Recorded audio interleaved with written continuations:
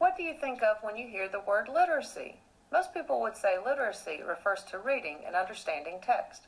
But what if I told you there are other kinds of literacy? Have you ever tried to read an image?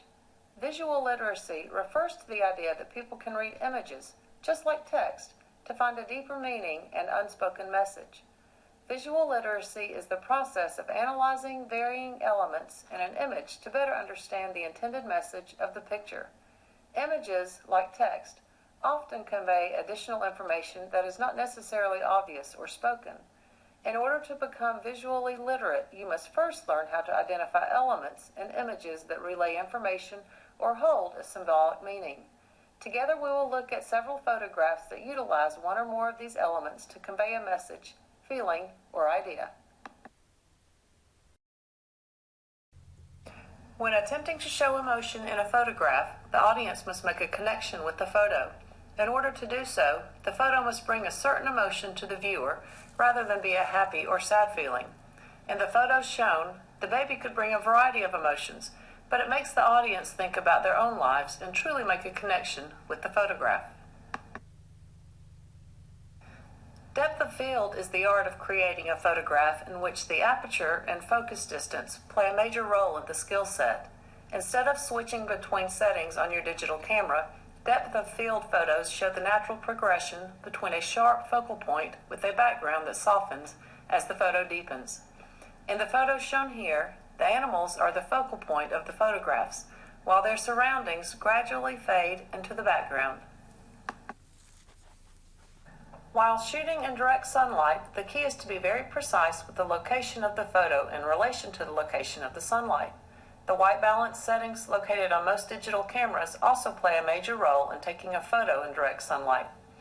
In the photos shown, the placement of the photo is in a location in which the sunlight isn't directly hitting the lens, so that the sunlight is assisting the lighting of the photo and not causing any direct damage to the photo.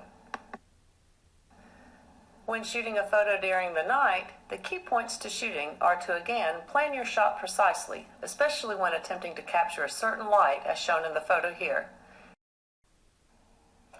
Shooting a photo in order to make the viewer feel as if he is in a different place and time also relates back to the emotion in photography.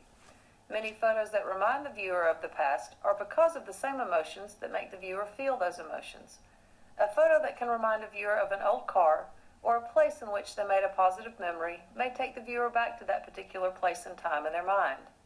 One commonly used technique when editing a photograph to look aged is the sepia technique that can be performed using Adobe Photoshop. This is shown here in the railroad picture.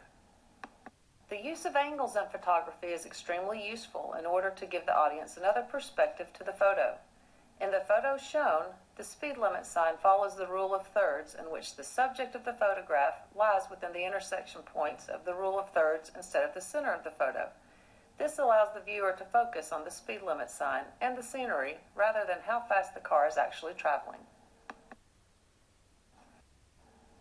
The general proximity of items depicted in photographs can also be used to symbolize something.